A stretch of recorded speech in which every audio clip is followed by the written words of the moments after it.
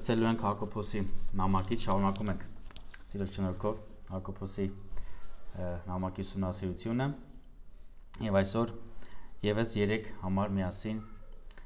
ընթերցենք, ուսումնասիրենք, մտորենք եւ առնենք այն, ինչ որ Տերը մեզ համար ցանկանում է ըստ այս տեքստի։ Մի խաբվեք, իմ սիրելի եղբայրներ, ամեն բարի շնորհ եւ ամեն կատարյալ պարգև վերևից է, իջած լույսերի հորից, ում մեջ փոփոխություն կամ փոփոխման ստվեր բնավ չկա։ Կամենալով նա ծնեց մեզ ճշմարտության խոսքով, որպեսզի մենք նրա արարածների երեխայրին լինենք։ Ամեն, աղոթենք։ Մեր երկնավոր Սուրբ Հայր, քեզ մեծարում ենք այս առավոտ եւ սրտանց փառավորում ենք, որ դարձյալ դու մեզ կյանք ես տալիս, դարձյալ այսօր քո սերն ու բարությունն ենք մենք տեսնում ու վայելում, ուստի խոնարհվում ենք քո առաջ ու ընդունում ենք ու վկայում ենք, թե դու որքան սիրող Հայր ես, որքան հոգատար հովիվ ես եւ ինչպես ես ամեն վարքյան մեր կյանքերը խնամում եւ առաջնորդում։ Շնորհակալ ենք քեզ այս մեծ պարգևների համար, որ քո առաջ շնորհը լցնում ես մեր վրա Տեր։ Հիմա էլ օրհնիր այս ընթացքը, օգնիր, որ քո Սուրբ Հոգով Տեր մենք լցվենք, առաջնորդվենք, մտորենք, ամեն խանգարող հանգամանքները քեզ ենք վստահում եւ խնդրում ենք քո առաջնորդությունը եւ քո կամքը ամեն մեկիս կյանքերում։ Հիսուսի անունով Տեր, ամեն։ Մի փոքր հիշեցնեմ համատեքստը։ Ուրեմն հիշենք, որ գլխի առաջին պարբերության մեջ Հակոբոսը խոսեց հավատացյալներին պատահող փորձությունների մասին, թե ինչպես է կենդանի հավատքը փորձվում դժվարությունների մեջ ու ինչպես է երևում մարդու արձագանքի միջոցով։ Նա ասաց, որ այդ փորձությունների մեջ մենք կարիք ունենք Աստծո իմաստության, որպեսզի հասկանանք իրապես, թե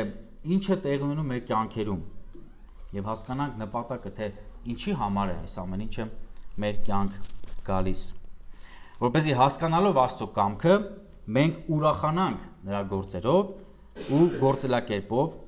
եւ մենք նույնպես գործենք ըստ նրա տված միջոցների, ըստ նրա ծրագրերի։ 13-րդ համարից Հակոբոսը խոսեց գայթակղվելու մասին, ինչպես պետք է քրիստոնյան վերաբերվի գայթակղություններին եւ որտեղ է քրիստոնյայի գայթակղվելու պատճառը։ Նա ցույց տվեց, որ այո, ձեր կյանքում պատահած փորձությունները ուրախություն համարեք, քանի որ դրանք Աստծո ծրագրերի մեջ են, սակայն դա չի նշանակում, որ փորձության մեջ, երբ դուք գայթակղվում եք, մեղքի մեջ եք ընկնում, ապա դա նույնպես Աստծուց է ու նրա կամքի համաձայն։ Սա մենք պետք է հստակ տարանջատենք, որպեսզի չար գայթակղությունները չվերագրենք Աստծուն ու կարծենք, թե նա կամեցավ, որ ես ընկնեմ այս կամ այն մեղքի մեջ։ Աստված չի գայթակղեցնում մարդուն, նա չէ պատասխանատու մարդու չար ճանապարհների ու մեղքերի համար, այլ այդ ամենը մարդու մեղավոր չար ցանկություններն են ու իր որոշումները։ Դրա համար մարդն է պատասխանատու այն ամենի համար, ինչն իրեն է տանում դեպի մեղքը ու բերում է չար հետևանքներ։ Աստված մտադրվել էր մեզ պատած ամեն իրավիճակների միջոցով, փորձությունների ու դժվարությունների միջոցով բարի ու մնայուն պտուղ բերել մեր կյանքերում։ Սակայն ասում է դուք եք գայթակղվում ձեր չար ցանկություններից եւ չեք ընդունում այն, ինչ որ Տերն էր ծրագրել, այն միջոցները, որ Տերն էր թույլ տվել, եւ ուստի դուք հակառակվեցիք նրա կամքին եւ այն բերեց ձեզ մոլորություն։ Ուստի հաջորդիվ Հակոբոսն ասում է. «Մի խաբվեք, իմ սիրելի եղբայրներ, դուք մեղադրում եք Աստծուն ձեր գայթակղությունների ու մեղքերի համար։ Դուք դժգոհում եք ձեր կյանքի փորձությունների համար։ Չեք փնտրում Տիրոջ կամքը ամեն ձեզ պատահած իրավիճակների մեջ։ Ինչու՞, քանի որ դուք ձեր շահն եք փնտրում։ Փնտրում եք այն, ինչ հողեղեն է։ Դուք խաբված եք ձեր չար ցանկությունների պատճառով ու խաբված եք, քանի որ լավ չճանաչեցիք Հորը։ Չճանաչեցիք նրա ծրագրերը, նրա գործելակերպը եւ չհամաձայնվեցիք այդ ամենը կրելու ուրախությամբ։ Չխաբվելու համար Հակոբոսը խոսում է Աստծո էության հատկանիշներից մեկի մասին, որ այս հատվածում տեսնելու ենք, Աստծո բարության մասին։ Դու կարող ես չխաբվել միայն այն դեպքում, երբ լավ ճանաչես քո երկնային հորը։ Երբ հասկանաս, որ նա ամեն բան քո բարիքի համար է գործածում, եւ այս դեպքում դու չես գայթակղվի։ Դու այն համբերությամբ կկրես, քանի որ դու հասկացել ես քո Տերը կատարյալ բարի է։ 16 համարում ասում է՝ մի խաբվեք, իմ սիրելի եղբայրներ։ Խաբվել բայը նշանակում է ճանապարհից շեղվել, մոլորվել, եւ այն հրամայական կերպով է գրված։ Այն կրավորական սեռի բայ է, այսինքն մի թույլ տվեք, որ ձեզ խաբեն եւ մոլորեցնեն, մի թույլ տվեք այդ ազդեցությունները, այդ սուտը ազդի ձեզ վրա եւ ձեզ խաբի։ Եվ ի՞նչն է իրենց խաբողը։ Վերևում տեսանք իրենց չար ցանկությունները։ Մի խաբվեք, Աստված ոչ մի չարիք չի գործում ձեր դեմ, այլ երկնային հորից միայն բարին է իջնում ձեզ համար, որը որ մենք տեսնելու ենք 17-րդ համարից։ Հակոբոսը 3 անգամ այս նամակում դիմում է իր լսարանին, կոչելով սիրելիներս։ Եվ նաև 14 անգամ նա կոչում է իմ եղբայրներս։ Իմ սիրելի եղբայրներ, սա ցույց է տալիս Հակոբոսի սրտի դիրքը իր քույր եղբայրների նկատմամբ։ Ամեն անգամ մի հորդոր կամ պատվեր տալիս նա ասում է իմ եղբայրներ, իմ եղբայրներ, եղբայրներս։ Ես սիրում եմ ձեզ եւ ցավ եմ ապրում, երբ տեսնում եմ, որ դուք շեղվում եք այս ճշմարտություններից։ Կոչելով նրանց սիրելիներս, նա ցույց է տալիս իր սերը ու զգացմունքները նրանց նկատմամբ։ Դուք ինձ սիրելի եք, թանկ եք։ Ինչպես Տերն է ձեզ համար բարին կամենում եւ բարին գործում, նմանապես ես։ Այս ամենը գրում եմ ձեզ, հորդորում եմ ձեզ, քանի որ ձեր բարին եմ ես կամենում։ Իր նամակի վերջում Հակոբոսը գրում է. մեղավորին իր մոլորության ճանապարհից ետ բերողը մի հոգու մայից կփրկի եւ բազում մեղքերից կմաքրի։ Նմանապես նա է ցավ ապրում, երբ տեսնում է իր քույր եղբայրների մոլորված, ովքեր չարի ստին հավատալով մեղադրում են Աստծուն եւ բողոքում նրանից։ Առաջին գլխում մենք արդեն տեսել ենք, թե ինչպես է Հակոբոսը խոսում Աստծո էության մասին։ Օրինակ 5-րդ համարում նա ասաց. խնդրեցեք Աստծուց, որ բոլորին առանց նախատելու պարզապես տալիս է։ Խնդրեցեք այնպիսի Աստծուց, ով մեզ չի նախատում, երբ չենք հասկանում իր նպատակները ու շեղվում ենք։ Այլ նա համբերելով ու հանդուրժելով շարունակում է մեզ սովորեցնել ու առաջնորդել։ Նա տալիս է այն պարզորեն, առանց առևտրային հարաբերությունների, այլ սիրով, առանց պահանջելու ի պատասխան որևէ հատուցում։ Այնուհետև Հակոբոսը ներկայացրեց Աստծուն մեկը, ով չարով չի գայթակղվում եւ ոչ ոքի չի գայթակղում։ Նա փորձությունները չի օգտագործում չար նպատակով, ձեզ մեղքի մեջ գցելու, այլ նա խորհուրդները ու նպատակները միշտ բարի են։ Եվ հիմա նույնպես այս հատվածում տեսնում ենք, որ նա դարձյալ խոսում է Աստծո էության հատկանիշներից մեկի մասին, տվյալ դեպքում նրա բարության։ Եվ ինչ է ասում նրա մասին, որ Աստծո բարությունը շնորհում է լավագույնը։ Աստծո բարությունը շնորհում է լավագույնը։ Դուք որ կարծում եք Աստված չարով է փորձում, դուք որ ըմբոստանում եք Աստծո ծրագրերին, կամքին ու գործելակերպին, ապա իմացեք, որ Աստծո բարությունը շնորհում է լավագույնը։ Դուք կարիք ունեք ավելի ճանաչելու Աստծո էությունը, նրա բարի մտածություններն ու ծրագրերը։ Ահա թե ինչ էր Հակոբոսի մտքում, ինչ էր նա ուզում փոխանցել իր լսարանին։ Նա տալիս է այստեղ 3 հիմնավորում Աստծո բարի լինելու մասին, որպեսզի իր քույր եղբայրները հասկանան, որ Աստված իրենց չի գայթակղում եւ չար մտածությամբ չի փորձում։ Ինչպես ենք իմանում, որ Աստված բարի է։ 3 պատասխան պետք է տեսնենք այս տեքստից։ Աստծո տված ամեն ինչն է բարի, Աստծո էությունը անփոփոխ է եւ Աստծո կամքը լավագույնն է։ 17 եւ 18 համարներում դիփորձենք տեսնել այս ճշմարտությունները։ Առաջինը, ինչպես ենք իմանում, որ Աստված բարի է։ 17-րդ համարում ամեն բարի շնորհ եւ ամեն կատարյալ պարգև վերևից է իջած լույսերի հորից։ Աստծո տված ամեն ինչը բարի է։ Հակոբոսը խոսելով Աստծո էության մասին, նրա բարության մասին, նա ցույց է տալիս, որ այդ բարությունը, որ նա Աստված ինքն է այդ բարությունը եւ Աստված ինքն է բարության աղբյուրը։ Նրանից է լցվում, դուրս գալիս այս բարությունը։ Այստեղ շնոր եւ պարգև բառերը հունարենում նույն արմատը ունեն, սակայն առաջին բառը բայական արմատի հիմքով է, որը ավելի ճիշտ թարգմանվում է շնորհումը։ Ամեն բարի շնորհումը կամ Աստծո ամեն շնորհումը բարի է։ Աստծո կողմից կատարվելիք գործողությունն է սա։ Երբ Տերը ձրիաբար իր բարության պատճառով շնորհում է մարդուն բազում նվերներ։ Ուրիշ խոսքով ասած, Աստծո բոլոր գործողությունները բարի են։ Աստծո բոլոր գործողությունները շնորհում են, եւ այս շնորհը միշտ եւ միշտ բարին է։ Մենք որ արժանի չէինք նրա շնորհի ճոխությանը մեր կյանքերում եւ չէինք էլ կարող վաստակել այս շնորհը, բայց նա շարունակ շնորհեց։ Շնորհը գործի դրվեց եւ ուղղվեց դեպի մեզ։ Նա առատորեն տվող է, նա անսպառ էներգիա է։ Նրա շնորհի զորությունից անսպառ էներգիա է դուրս գալիս։ Եվ այդ էներգիայով է ողջ տիեզերքը պահպանվում եւ սնվում։ Պողոսն ասում է Կողոսացիս նամակում. նրանով է ամեն բան հաստատուն մնում։ Նրանով է կյանքի ու մատերիայի գոյությունը պահպանվում։ Սա նրանից դուրս եկած այդ շնորհումն է, շնորհն է, որը անսպառ էներգիա է։ Էներգիայի աղբյուր է, որը որ սնուցանում է ողջ տիեզերքը, ողջ գոյությունը եւ յուրաքանչյուրին։ Ֆիզիկայից մի օրինակ բերեմ, հետաքրքիր։ Մատերիան բաղկացած է անհաշվելի մոլեկուլներից։ Օրինակ, 1 կաթիլ ջրի մեջ կա 1 տրիլիարդ մոլեկուլ։ 1 տրիլիարդը դա 1-ի 21 աստիճանն է, 21 0։ Մոլեկուլն իր հերթին բաղկացած է ատոմներից,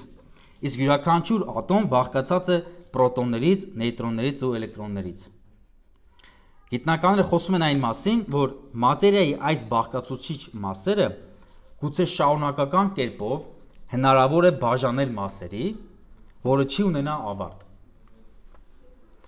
Ամենաշատը, որ կարող են տեսնել գիտնականներն այսօր, դա այն է, որ էլեկտրոնը բաղկացած է պրիոններից, սա դեռ պետք է փաստվի, իսկ պրոտոններն ու նեյտրոնները քվարկերից։ Ահա այս սահմանը, որ մարդ մինչ օրս կարողացել է հայտնաբերել։ Եվ ինչն է հետաքրքիր, որ մատերիայի այս անհաշվելի բաղկացուցիչները միասին են մնում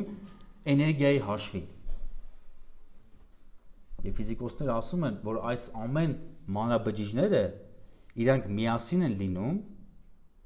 եւ իրենց պահողը էներգիան է։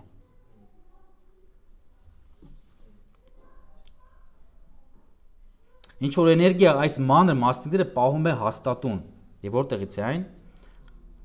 Որն է այս էներգիան։ Որն է այս էներգիայի աղբյուրը կամ ով է այս էներգիայի աղբյուրը։ Ոսն ասում է ամեն բան միասին հաստատ է մնում Աստծով։ Ամեն բան հաստատուն է, այսինքն չի առանձնանում, չի բաժանվում, այլ մնում է մեկ ամբողջություն միայն Աստծով։ Աստծուց է դուրս գալիս անսահման ու անվերջ էներգիա, որով հոգևոր աշխարհը, մատերիան, ողջ տիեզերքը քո մարմինը մնում է հաստատ ու չի քանդվում,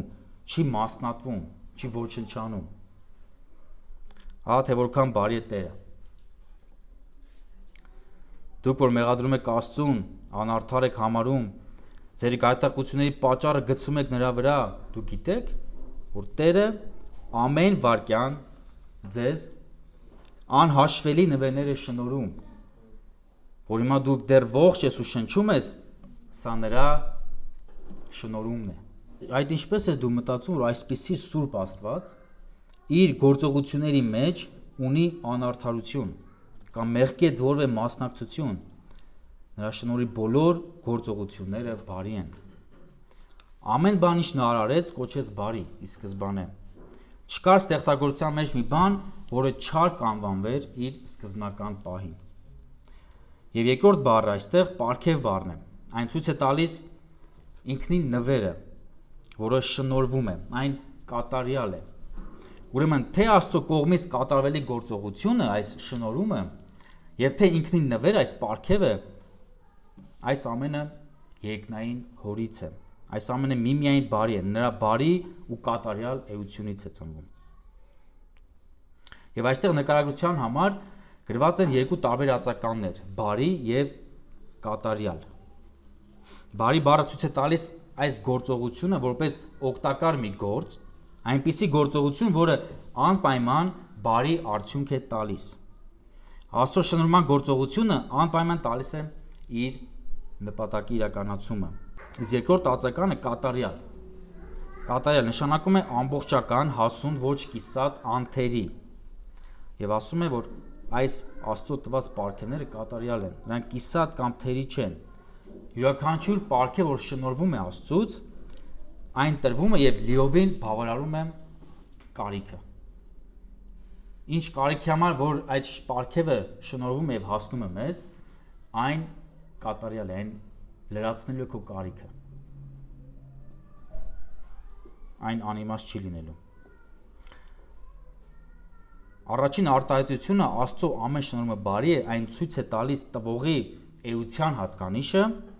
իսկ երկրորդ Աստծո տված ամեն պարգևը կատարյալ է, ցույց է տալիս պարգևի թանկ լինելը։ Պարգևի կատարյալ լինելը ուրեմն բխում է տվողի էությունից, նրա բարությունից։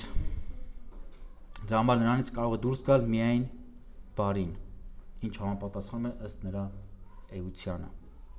Մատթեոս 7:11 Արդ եթե դուք որ չար եք,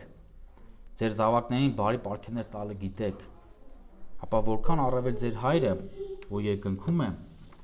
բարիքներ կտա նրանց, ովքեր խնդրում են իրեն։ Դարձյալ կապը Հակոբոս գրքի եւ Մատթեոսում Հիսուսի լեռան քարոզի հետ։ Հոր բարության մասին, ինչպես կարող է բարության եւ կատարելության հեղինակից ծնվի որևէ անօրենություն կամ չար մտադրություն։ Երբ Հակոբոսն ասում է բարի շնորհում եւ կատարել պարգև, նա ասում է Աստծո ամեն շնորհման գործերը եւ ամեն կատարյալ պարգևները։ Ուստի քանի որ ամենն է բարի ու ամենն է կատարյալ, ապա ըստ համատեքստի թեմայի ձեզ պատահած ամեն փորձություններն են բարի, որոնք Աստծո ծրագրերի համապատասխան են։ Դրա համար ասում է ուրախություն համարեք, ճանաչելով այս բարության Աստծուն եւ նրա գործերը, թե ինչու է նա թույլ տվել այս ամենը։ Եվ դուք համբերում եք այդ փորձություններին եւ այդ փորձություններից ծնված հետևանքներին, դրանք նույնպես բարի են։ Իսկ երբ համբերում եք, ինչ եք ձեռք բերում, նա ասաց, համբերությունը թող լիովին գործուն լինի, որպեսզի կատարյալ ու լիարժեք լինեք եւ ոչ մի բանի պակասություն չունենաք։ Այսինքն սա հոգեվոր աճն է։ Ահա այս պարգևներից մեկը, որ համատեքստում տեսնում ենք, թե ինչպես է Աստված գործածում այս ամենը ձեր հոգեվոր հասունությանը, սա նրա պարգևն է։ Երբ հետևում եք ձեր ցանկություններին, նա ասած այն տանում մահվան, իսկ երբ համբերում եք փորձությանը, կատարելով Տիրոջ կամքը, այն ձեզ տանում է հոգեվոր հասունության եւ ասած ի վերջո կյանքի պսակին, որ Տերը խոստացավ իրեն սիրողներին։ Ահա մյուս պարգևը, որոնք երկնային հորից են իջնում։ Քանի որ այսպիսի հայր ունենք, ինչպես վերագրենք նրան այն ամեն չարիքը, որ գալիս է մեզ վրա կամ այս աշխարհի վրա անգամ։ Սատանան ի սկզբանե Եդեմական պարտեզում կասկածի տակ դրեց Աստծո բարությունը։ Եվ այն խաբելով, որ Աստված ձեզ լավագույնը չի տալիս։ Նա թույլ չի տալիս ձեզ օգտվել պարտեզի ծառերից։ Իսկ եթե դու ուտես այս մի ծառից, ավելին կունենաս, քան Աստված տալիս է քեզ։ Սա չարի սուտն է։ Իսկ Եվան տրվեց այդ ստին ու հավատաց։ Հիմա նույնպես աշխարհը հավատացած այս ստին ու այս աշխարհի անարդարության, մեղքի, չարիքի համար մեղադրում է Աստծուն, եւ ոչ միայն աշխարհը, այլ քրիստոնյաները նույնպես խաբվում են հաճախ ու գայթակղվում են իրենց կյանքի տարբեր իրավիճակների մեջ լինելով։ Դրա համար Հակոբոսն ասում է. մի խաբվեք, սիրելիներս, ճանաչեք ձեր կատարյալ ու սուրբ երկնային հորը, ում այստեղ նա կոչեց լույսերի հայրը։ Նա վերահսկում է ձեր կյանքի ամեն վայրկյանը ու ամեն մի իրադարձությունը, ու այդ ամենը ձեր բարիքի համար է գալիս ձեր կյանք։ Նա ասաց, որ այս ամենը իջնում է լույսերի հորից։ 17-ում ասում է իջած լույսերի հորից։ Եվ այս իջնել բառը նույնպես շարունակական ընթացք է ցույց տալիս, այն չի վերջանում, այն անսպառ է, այն շարունակապես շնորհում է Աստծո բարությունից ծնված պարգևները շռայլորեն մեզ վրա, եւ այդ ամենը հոգում է շարունակապես մեր կարիքները։ Լույսերի բառը հունարենում գրված է որոշիչ հոդով, եւ այն ցույց է տալիս, որ խոսքը գնում է մեզ հայտնի լույսերի մասին, այսինքն երկնային լուսատուների մասին, այն լուսատուները, որոնք Տերն է ստեղծել։ Հունարենում լույսեր բառի սեռական հոլովն է այստեղ այս հատվածում, եւ այն ոչ թե ցույց է տալիս պատկանելիությունը տվյալ դեպքում, այլ ծագումը, թե որտեղ է այս լույսերի աղբյուրը։ Աստված այս լույսերի արարիչը ու աղբյուրը, ուստի ինքը իր էությամբ լույս է նույնպես։ Ինչու այստեղ Հակոբոսը իր խոսքի մեջ հենց այսպես կոչում Հայր Աստծուն, որպեսզի դարձյալ ցույց տա, որ նրանում ոչ մի խավար չկա, հետևաբար նրանից չի կարող որևէ չարիք դուրս գալ։ Դրա համար առաջ հիմնավորումը Աստված բարի է, քանի որ Աստծո տված ամեն ինչն է բարի, Աստծո ստեղծած ամեն ստեղծագործությունն է բարի։ Նա է լույսերին լույս տվողը, արարողը, եւ նրա շնորհած ամեն պարգև բարի ու կատարյալ է։ Երկրորդ, որ տեսնում ենք 17-րդ համարի շարունակության մեջ, ինչպես ենք իմանում, որ Աստված բարի է։ Աստծո էությունը, որովհետև անփոփոխ է։ 17-ի շարունակությունում ասում է. ում մեջ փոփոխություն կամ փոփոխման ստվեր բնավ չկա։ Հաջորդ նկարագրությունը Հայր Աստծո մասին, որ տալիս է այստեղ Հակոբոսը, նրա անփոփոխությունն է։ Հայր Աստված լույս է, նրա մեջ չկա ոչ մի խավար կամ անօրենություն ու երբեք էլ չի լինելու։ Ինչու՞, քանի որ նա անփոփոխ է։ Նրա մեջ չկա ոչ մի փոփոխություն եւ նրա էության մեջ չի կարող որևէ փոփոխություն լինել։ Անհնար է, որ մի օր Աստված որոշի անարդար գործել կամ որևէ անօրենություն կատարել։ Մաղաքիա 3:6 Որովհետև ես եմ Տերը, ես չեմ փոխվում, դրա համար դուք, ով Հակոբի որդիներ, չեք սպառվել։ Դուք չեք սպառվում, որովհետև ես չեմ փոխվում։ Աստծո հատկանիշներն ու աստվածային բնույթը երբեք չեն փոխվի։ Նա հավիտյան կատարյալ է ամեն ինչում։ Նույնիսկ ամենափոքր չափով փոփոխությունը կհանգեցներ նրան, որ նա չէր լինի Աստված։ Դա չէր կարող լինել Աստված, եթե նա պետք է փոխվեր կամ հնարավոր լիներ փոխվել։ Նրա անփոփոխությունը ուղիղ ձևով կապված է իր զավակների անխախտ մնալու հետ։ Մեր փրկությունը, մեր հավիտենությունը հաստատ է ու անփոփոխ, ինչու՞։ Քանի որ Աստված է հաստատ եւ նա է անփոփոխ։ Հակոբոսն ասում է նաեւ, որ Աստծո մեջ փոփոխման ստվեր չկա։ Ինչ է նշանակում փոփոխման ստվեր։ Առաջին հայացքի դժվար է տեսնել, ինչ իմաստ է այստեղ ուզում դնել Հակոբոսը փոփոխման ստվեր արտահայտությամբ, բայց փորձենք հասկանալ։ Ուրեմն հունարենում այս երկու փոփոխություն բառերը տարբեր բառեր են։ Առաջին բառը վերաբերում է Աստծո էության անփոփոխությանը, իսկ երկրորդ բառն այն ժամանակ օգտագործվում էր նկարագրելու արևադարձը կամ առհասարակ տիեզերական մարմինների, մոլորակների շարժն ու տեղափոխությունները։ Այս գոյականը գրված է սեռական հոլովով, որն այստեղ ցույց է տալիս պատճառը։ Հունարենում սեռական հոլովը շատ տարբեր կերպով է թարգմանվում։ Այսինքն կարելի է այսպես թարգմանել. տեղաշարժման պատճառով առաջացած ստվեր։ Ստվեր բառն այստեղ ցույց է տալիս խավարումը, մթությունը։ Ինչ է նշանակում այս երկրավոր մարմինների տեղաշարժումից առաջացած ստվեր, եւ այս համատությամբ նա ցույց է տալիս, որ Աստված այսպիսին չէ։ Երկրի մորակի տեղաշարժը իր առանցքի շուրջ հանգեցնում է նրան, որ երկրի մի մասը մնում է խավարի մեջ, թեև արևի լույսը չի նշանակում սպառվեց, այլ երկիրն է փոխվում, երկիրն է պտտվում։ Հակոբոսն ասաց, որ հայրը նաև լուսատուների արարիչն է, լույսերի հայրն է, եւ այստեղ երևում նաև այս կապը այս բառի հետ, որոնք նույնպես Աստծո ֆիզիկական ստեղծած լուսատուներն են։ Ու հիմա բերելով համատություն, թե ինչպես են տիեզերական մարմինները տեղաշարժվում, փոփոխվում, երկիրը պտտվում է իր առանցքի շուրջ ու այդ պատճառով մթություն է գալիս։ Արևի լույսը չի հասնում երկրի որոշ մասեր եւ այն ցույց է տալիս, որ Աստծո մոտ այսպիսի փոփոխություն չկա։ Եվ նրա շնորհը, նրա լույսը, նրա բարությունը շարունակապես է լցվում մեզ վրա։ Աստված ի տարբերություն տիեզերական մարմինների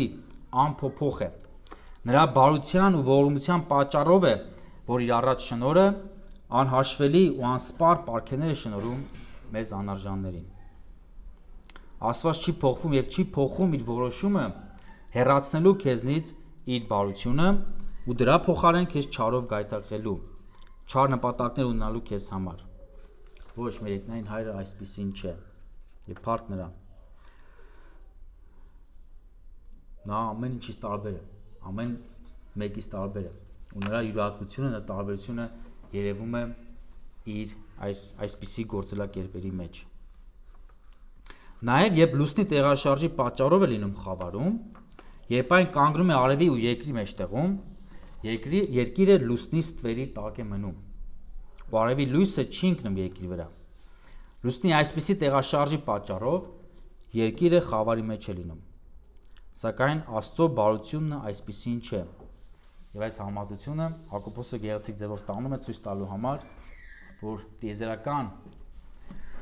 այս մարմինները ամբողջ տիեզերքը կարող են տեղափոխվել, շրջվել, շարժվել, բայց Աստված մնալու է անփոփոխ։ Երբ դու կյանքի դժվարությունների ու փորձությունների մեջ չես համբերում ու չես համաձայնվում Աստծո հետ, բողոքում ես, մեղադրում ես Աստծուն, նրան կոչում ես անարդար ու գնում ես քո չար ցանկության իրականացման ետևից, ապա դու գայթակղվում ես, մոլորվում ես ու դու ես քեզ զրկում Աստծո շնորհի ճառագայթից, որը պիտի հասներ քեզ օրներ ու բարի գործ կատարեր քո կյանքում։ Ինչի համար որ եկել էր այդ իրավիճակը։ Ուրեմն ով էր այս դեպքում քո գայթակղության ու մոլորության պատճառը։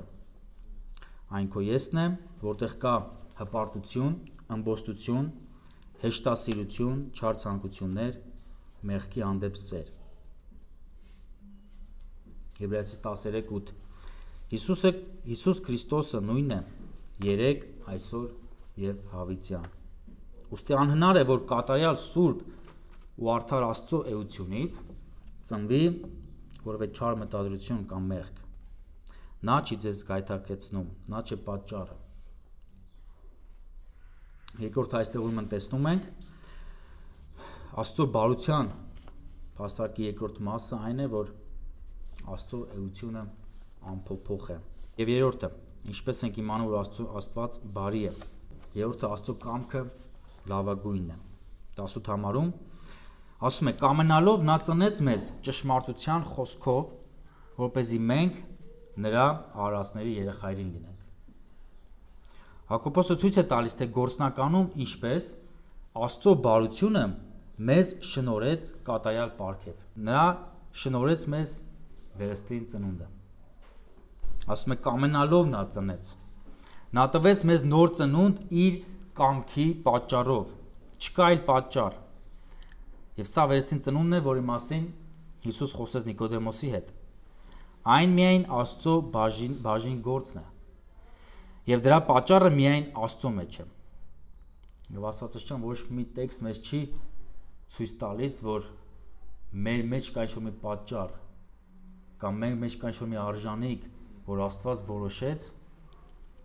մեզ փրկություն պարգևել, մեզ վերստին ծնունդ տալ։ Հակոբոսը նույնպես ցույց է տալիս, որ սա իր կամքն էր, սա եւ կամքը ցույց է տալիս, որ այն իր որոշումն է։ Եվ նա չի ասում ես, թե ինչու է Աստված կամեցել ոմանց տալ վերստին ծնունդ, իսկ ոմանց ոչ։ Դա Աստծո արդար որոշումն է եւ նա գիտի թե ինչու։ Նրա կամքը լավագույնն է մեզ համար, քանի որ նա մեզ տվեց լավագույն բաժինը, հավիտենական կյանքը, իսկ այդ հավիտենական կյանքը Հիսուս Քրիստոսն է։ Աստված վերստին ծնունդ տալով ինքը իրեն տվեց մարդուն որպես հավիտենական ժառանգություն։ Կա արդյոք նրանից թանկ բան տիեզերքում, որը որ նա կարող էր մեզ տալ։ Ոչ, նա ամենաթանկը տվեց։ Եվ սա ցույց է տալիս, որ նրա կամքը մեզ համար լավագույնն է։ Եվ քանի որ նրա կամքը մեզ համար լավագույնն է, սա խոսում է նրա բարի լինելու, նրա կատարյալ բարության մասին։ Սատանան ասաց, Աստված ձեզնից կյանքի լավագույն բաժինը թաքցրել է եւ չի ուզում, որ դուք ունենաք այն։ Իսկ Աստված իր սերը հայտնեց մեզ, եւ մենք դեռ մեղավոր էինք, Քրիստոս իր կյանքը տվեց մեզ համար։ Աստված իր լավագույնը տվեց։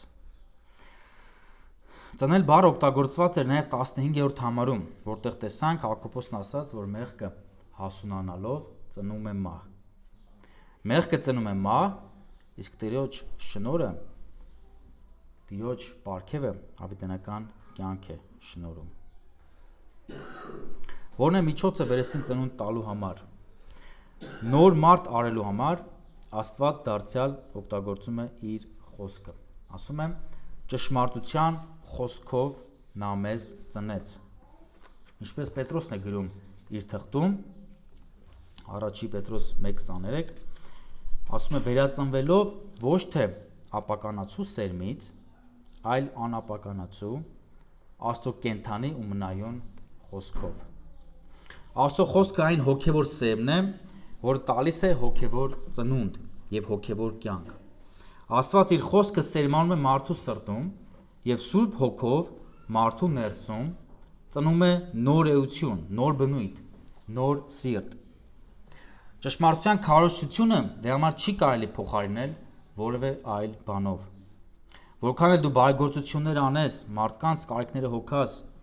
կամ քո ապրած կյանքով օրինակ լինես, եթե չսերմանես Աստծո խոսքը, դու մարդուն չես տալիս փրկության միջոցը։ Այո, Աստված ուզում է, որ մենք ապրենք ավետարանը, օրինակ լինենք, բայց դա հանդիսանում է կամուրջ, ինչի համար։ Կամուրջ խոսելու, վկայելու աղբյուրի մասին, վկայելու քո մեջ եղած կյանքի աղբյուրի մասին, որը Տեր Հիսուսն է։ Որովհետև մարդկանց կյանքի վկայությունները չեն փրկում մարդուն, այլ ավետարանի զորությունը։ Աստված պատվիրում է քարոզել ճշմարտությունը, որով եւ պիտի փրկի մարդկանց։ Եթե դու չքարոզես, Աստված չի գործածի քեզ որպես անոթ հասնելու անհավատներին։ Դրա համար քարոզի ճշմարտության խոսքը եւ պատվիրում է նա, որ այս խոսքով է ծնունդ լինում վերստին, ուստի դու քարոզի այդ խոսքը։ Ինչու՞։ Որովհետև դու նրա արարածների երեխայրին ես։ Դու կանչված ես ու ընտրված ես այս գործի համար։ Սա Աստծո բարի ու լավագույն կամքն է քեզ համար։ Այստեղ ասում է, որպեսզի մենք նրա արարածների երեխայրին լինենք։ Նա կամեցավ մեզ հավիտենական կյանք տալ եւ նաեւ կամեցավ, որ մեր կյանքերը ու մարմինները լինեն կենթանի զոհ Աստծո արքայության գործի համար։ Երեխայրի բառը նշանակում է բերքի առաջին պտուղը, լավագույն բաժինը։ Եվ 5 տակարանում, եթե հիշում եք, այն ցույց է տալիս, որ բերքի առաջին մասը պատկանում է Տիրոջը։ Եվ նախքան մարդը գործածեր իր բերքը կամ եկամուտը իր կարիքների համար, նախ նա Աստծո գործի համար էր զոհաբերում իր բերքի լավագույն մասը։ Այն Աստծուն ծառայության համար էր նախատեսված։ Եվ շատ դեպքեր կան, երբ ընտանիքը անգամ որոշում էր իրենց առաջնեկ զավակին որպես երեխայրի ընծայեր Աստծո գործի համար, տաճարի ծառայության համար։ Եվ հիմա Հակոբոս օգտագործում այս տերմինը վերստին ծնված Աստծո զավակների համար, որոնցից յուրաքանչյուրը նախասահմանված է մասնակցություն ունենալու Աստծո գործին, ինչպես Եփեսացիներում 2:10 համարն ասում է. «Քանզի նրա ստեղծագործությունն ենք Քրիստոս Հիսուսով հաստատված բարի գործերի համար, որոնք Աստված նախապես պատրաստեց մեզ համար, որպեսզի դրանցով ընթանանք»։ Յուրաքանչյուր վերստին ծնված Աստծո զավակ իր կյանքը նվիրաբերում է Աստծուն, նրա կամքի ու նպատակների իրականացման համար։ Աստված կանչել է քեզ, որ դու ապրես նրա համար, ով իր կյանքը զոհեց քեզ համար։ Սա լավագույն ճանապարհն է մարդու համար այս երկրի վրա։ Սա լավագույն նպատակն է, որի համար արժի ողջ կյանքդ ապրել ու գործել։ Սա է երկրի վրա մարդու ապրելու իմաստը, ավետարանի շահը եւ Աստծո արքայության տարածումը։ Հակոբոսի լսարանը բողոքում էր կյանքի իրավիճակներից ու փնտրում իրենց մարդկային ցանկությունները, եւ դրա պատճառով գայթակղվում էր եւ ըմբոստանում Աստծո դեմ։ Դրա համար է Հակոբոսը սիրով սովորեցնում Աստծո էության մասին, Աստծո անձի մասին, Աստծո նպատակների ու գործելակերպի մասին։ Եվ նույնպես այսօր մեզ համար է դա ուսուցում, դաս, թե ինչպես ենք մենք ճանաչում Աստծուն։ Արդյոք մենք ըմբոստանում ենք, արդյոք անհամաձայնություն ենք ցույց տալիս, մեր անհամաձայնությունը արտահայտում ենք ինչ-որ մի կերպ։ Մենք ում ցանկություններն ենք իրականացնում մեր ապրած կյանքերով։ Աստված բարի է, քանի որ Աստծո տված ամեն ինչն է բարի, քանի որ Աստծո էությունը անփոփոխ է եւ Աստծո կամքը լավագույնն է մեզ համար։ Շատ հաճախ մենք կարող է չնկատենք, թե մենք ինչպես ենք ըմբոստանում,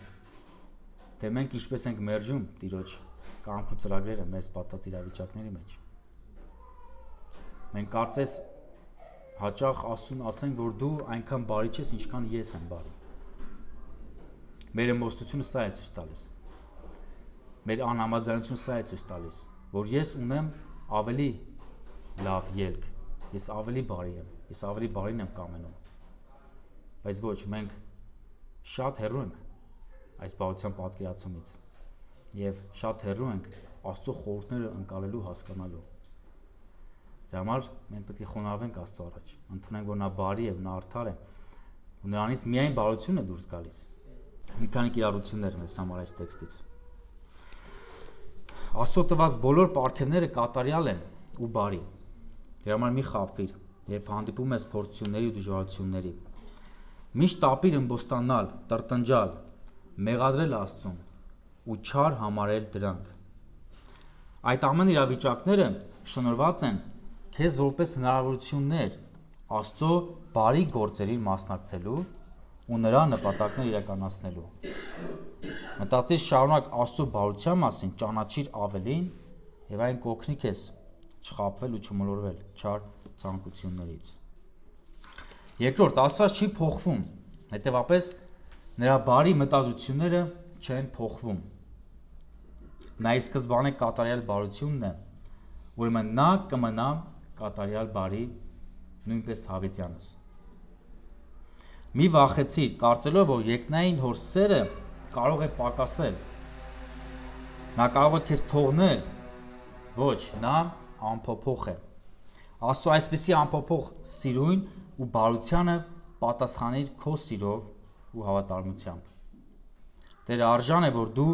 նվիրվես նրան այնպես, ինչպես նա է հավատարիմ ու նվիրված քեզ։ Երրորդը, հասկացիր, որ Աստծո կամքը լավագույնն է քեզ համար։ Մի փոխիր այն ժամանակավորի հետ, մի գնա ունայնության ետևից,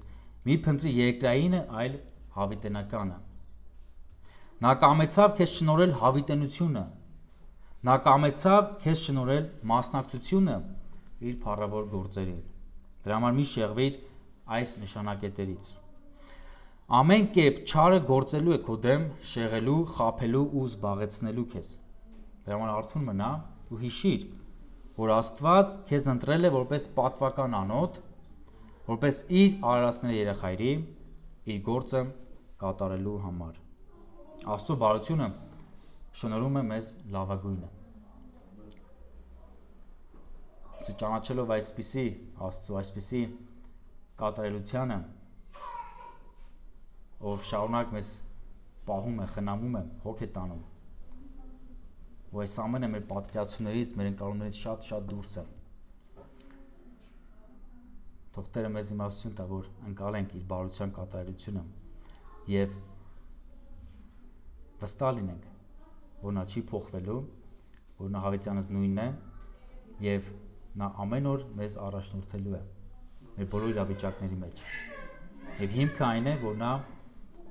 բարի մեր երկնավոր Հայրն է, ում սերը երբեք չի փոխվում մեր նկատմամբ։ Եկեք ոտքի աղոթ կանենք։ Մեր պաշտելի երկնավոր Սուրբ Հայր, որքան յուրահատուկ ու տարբեր ես դու Տեր, որ մեր միտքը չունի կարողություն ընկալելու, եւ այս ամենի մեջ մենք տեսնում ենք մեր փոքրությունը ու տկարությունը Տեր։ Շատ հաճախ մենք չհասկանալով գուցե դեմ մտածենք քեզ կամ դեմ խոսենք կամ ուրախությամբ չընդունենք մեր կյանքի իրավիճակները, բայց մեր փափագն է Տեր, որ ավելին ճանաչենք քո մասին, քո այս բարությունը շարունակ